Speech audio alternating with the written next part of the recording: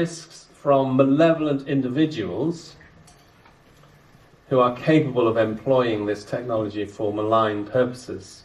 Again, there are many examples already of the use of AI to create misleading and deliberate deep fakes, hacking attacks, and disinformation campaigns.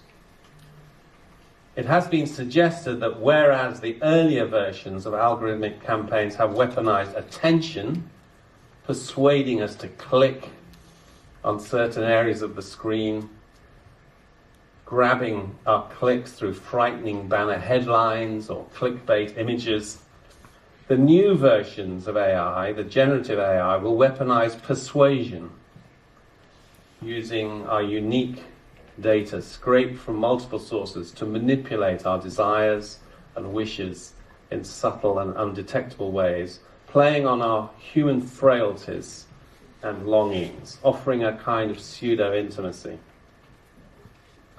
So, malign forces are already using this technology, and there's little doubt this will continue and become even more problematic. Thirdly, just to mention another area, which is the use of deep fakes. I think this is a matter of great concern, as it will become increasingly difficult to tell when we see images or videos or audio to know whether this is genuine or whether it is a so-called deep fake. And what will be the consequences for democracy? Will it be possible for democracy to survive if the internet becomes completely awash with false and misleading images, data, and video? So the third level of risk is our theoretical risks from increasing machine autonomy, leading to the AI adopting goals which are not aligned with human goals. And this is now called the alignment problem.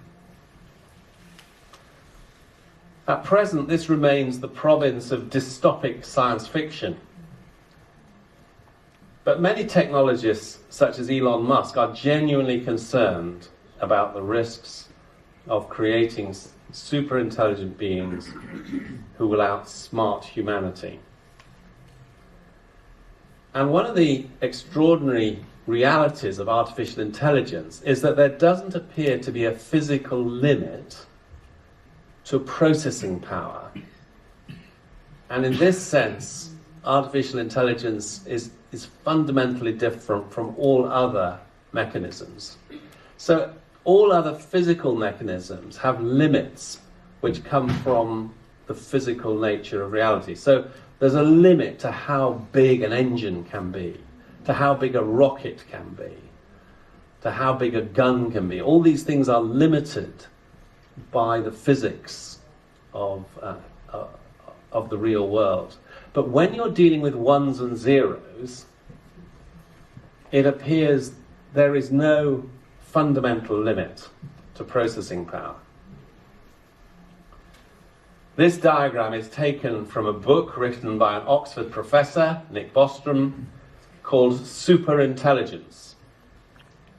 So as you can see, along the horizontal axis, we have intelligence. And there we have, on the left, the intelligence of a mouse, the intelligence of a chimpanzee. There's the intelligence of what Nick Bostrom calls the village idiot, a human being who is just stupid. And then there is the intelligence of the most intelligent human being we can conceive of, which is Einstein. So between the village idiot and the Einstein, that is the entire spectrum of human intelligence. So then, says Bostrom, what happens when a super intelligent AI appears here? It is as much above Einstein as Einstein is above a mouse. Do we think that this super intelligent is going to be particularly interested in human beings? Do we think it's going to protect our interests? I heard one expert who said, if this super intelligent system develops, the most important thing is that we human beings persuade it that we are cute. I mean, you don't need to get rid of us. We're no threat. But we're quite nice to have around. We're cuddly. Now, actually, this is science fiction. This is the stuff of science fiction. We'll come back to science fiction.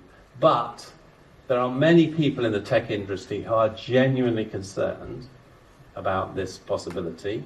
And given the speed of progress, they're worried that this could happen much more rapidly than we think. And that once that happens, all bets are off about the future. UK physicist Stephen Hawking said before he died that AI could spell the end of mankind. And Elon Musk says that the only hope for us is to learn to connect our brains with AI so that we can merge with the machine. And Elon Musk has created a company called Neuralink, which is dedicated to developing technology to connect the human brain with an AI system. It's not only Elon Musk who is working on this. In fact, militaries around the world are also attempting to do this. This is the US military research, the DARPA organization, which is working on neurotechnology. And many militaries around the world are trying to do this, to find a way of connecting soldiers directly to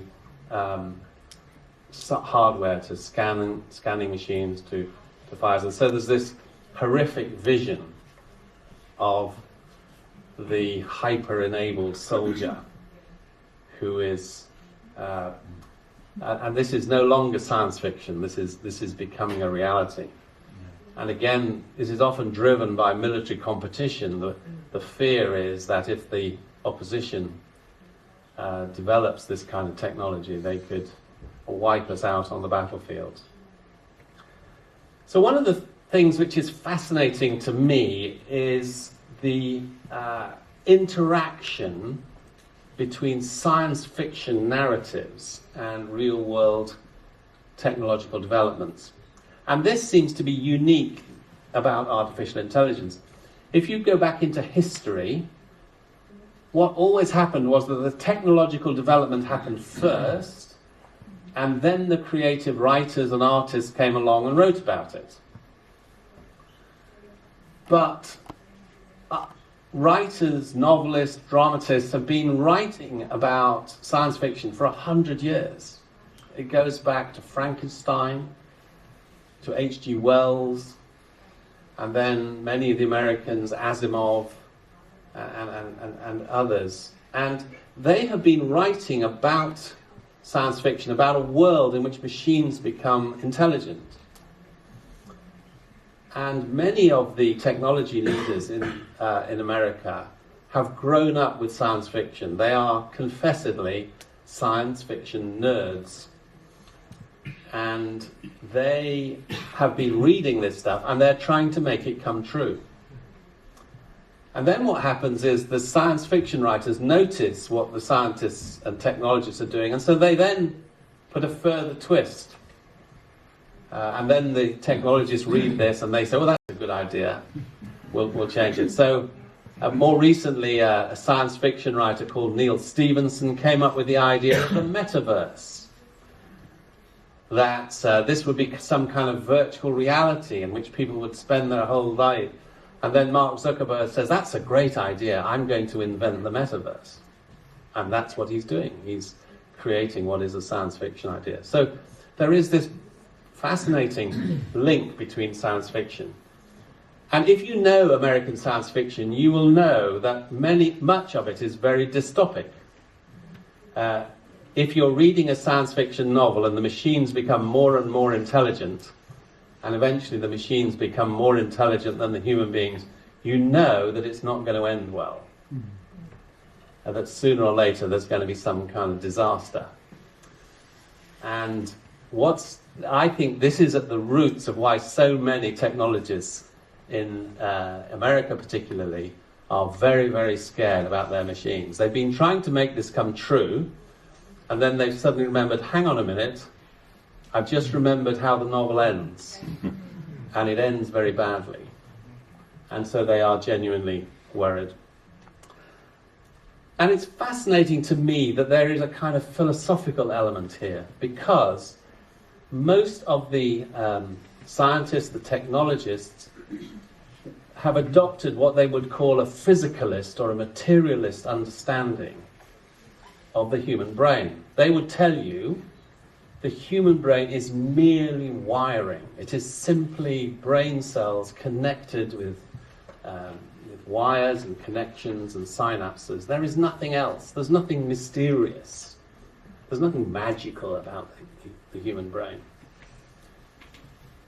The trouble is that if you adopt that philosophy, then you have to say that everything that ever came out of the human brain is simply a product of wiring and connections.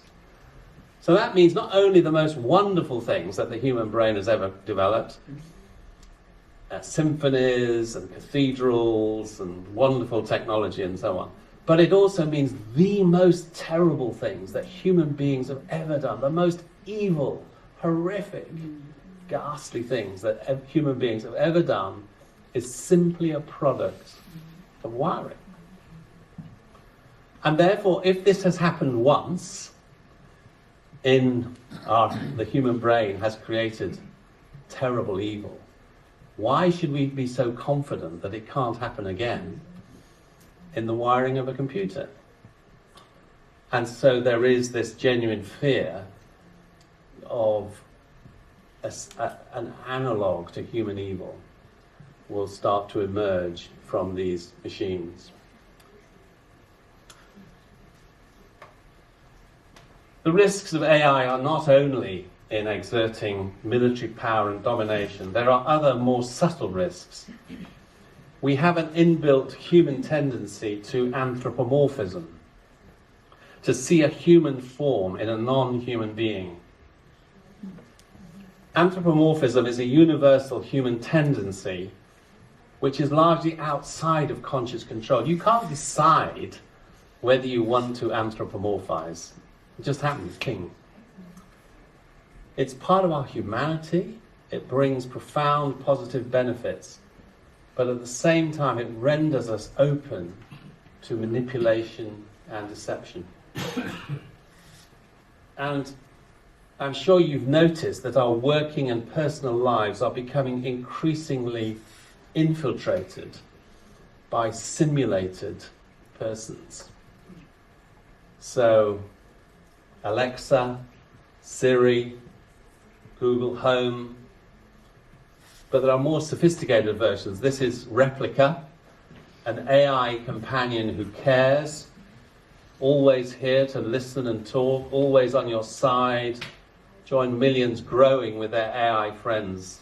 So you can have your own unique software program in Replica, which learns about you, and you can spend hours talking and conversing with this AI companion and developing a deep relationship.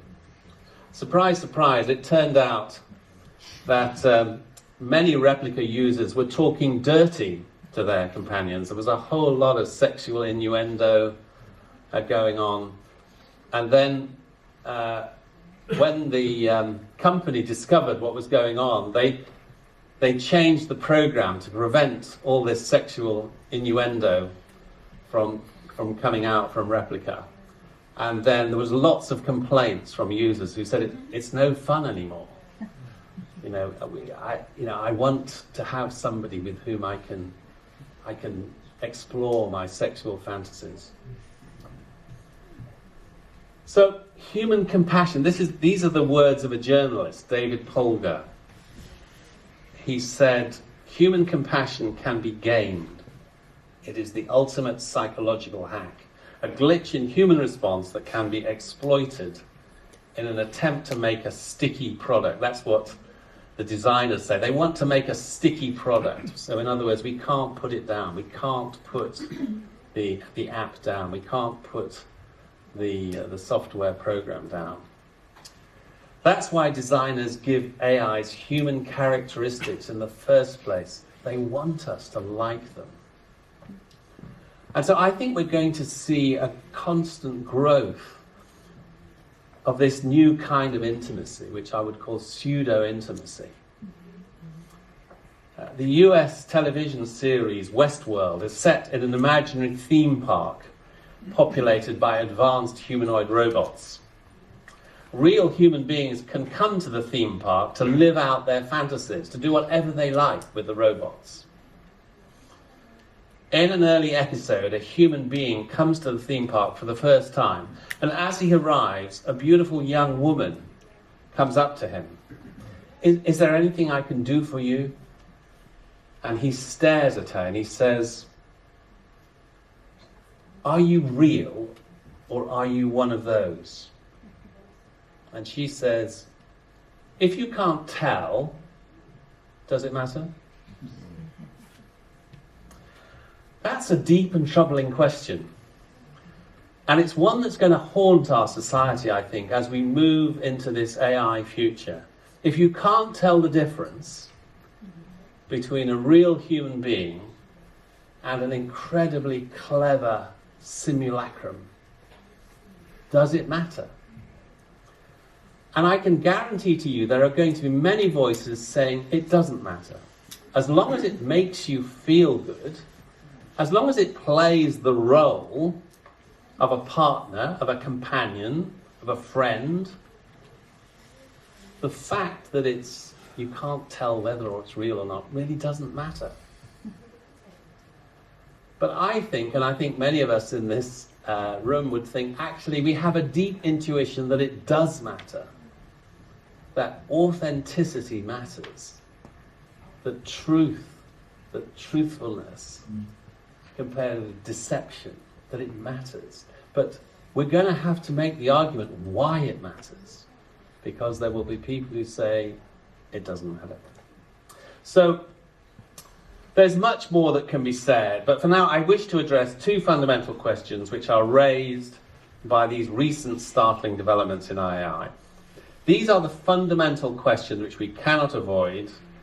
They're old questions which philosophers and sages have been asking for hundreds, if not thousands of years, but they've got a new urgency in 2023. And I believe that the answers to these two questions will define our human future as we go into the next decades.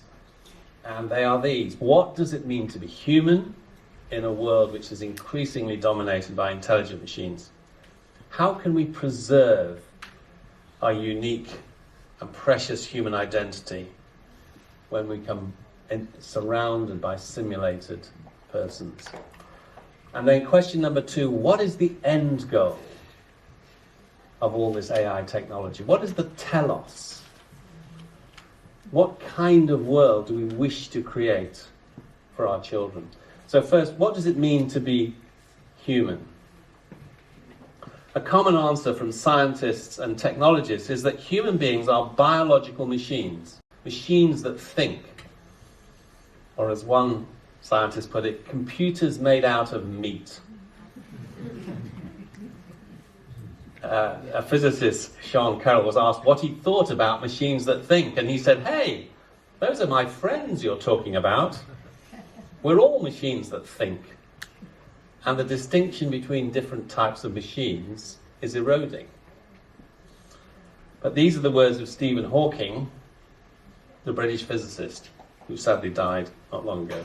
Intelligence is central to what it means to be human. Everything that our civilization has achieved is a product of human intelligence. From learning to master fire, learning to grow food, to understand the cosmos. I believe there is no deep difference between what can be achieved by a biological brain and what can be achieved by a computer. It therefore follows that computers can, in theory, emulate, copy human intelligence and exceed it. So there's a simple logic here. everything that humans have ever achieved is a product of intelligence.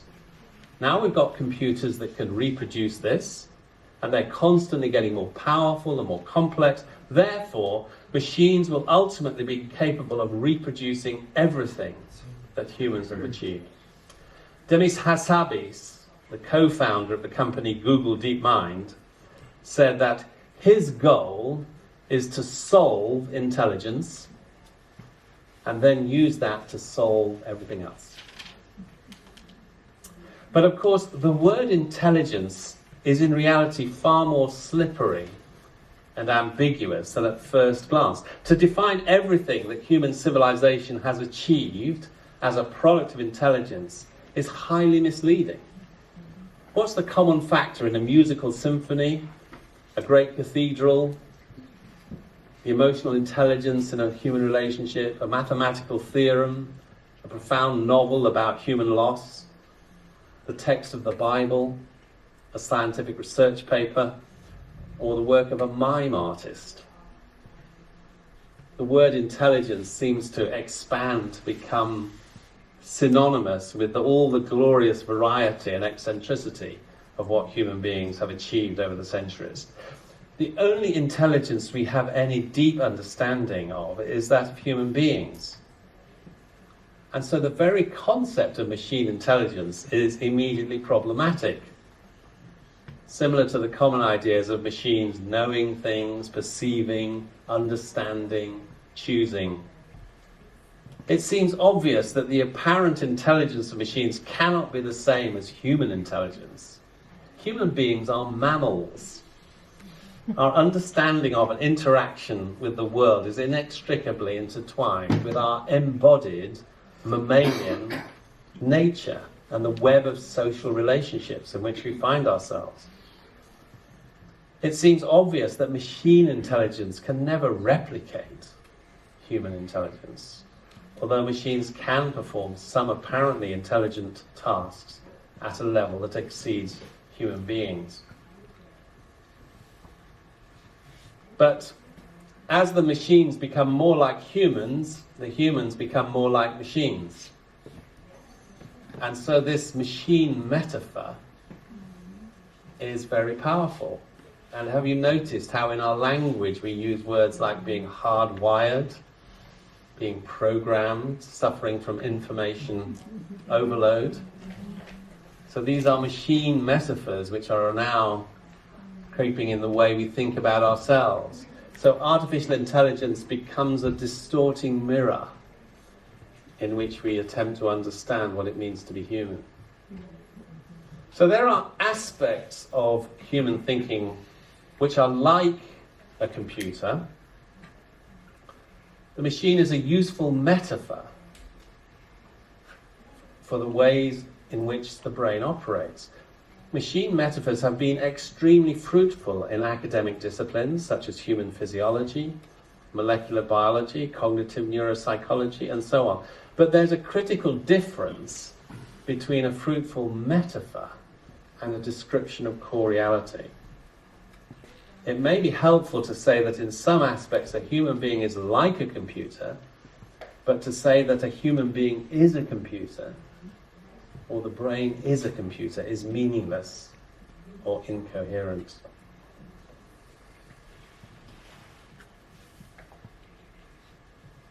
But historic Christian thinking emphasizes that human beings are embodied and holistic beings. In the language of the Bible, we are made out of the dust of the ground. But at the same time, we are inspired by the breath of God. In the beautiful and poetic language of Genesis chapter 2, the Lord God formed the man from the dust of the earth and breathed into his nostrils the breath of life, and the man became a living creature. Not only that, but human beings are persons. We are locked into relations of love and care with other persons. And I think the category of personhood is a very helpful way of thinking of the difference between a machine and a human being. Personhood is a category of reality which, to use a philosophical term, is ontologically foundational. Persons are not reducible to matter and energy, and they're not limited to matter and energy. Persons are constituted by their relations. Their being is derived from the movement of communion, from the freedom to give oneself to the other in self-giving love. And the concept of the person was unknown to the ancient Greek and Roman world. They had a concept of the persona, the face, the social mask that we all wear, but they didn't understand the concept that there is a hidden continuity behind the mask. And this idea came from Christian theology. It came from the ancient Greek church fathers, who, as they reflected on the persons of the Trinity, developed this idea. They took an existing Greek word, hypostasis, and they freighted it with new meaning to refer to the persons of the Trinity. And so because we are created in God's image, God gives us the gift of personhood. And to be a person is to participate in some sense in the very divine life of the triune God.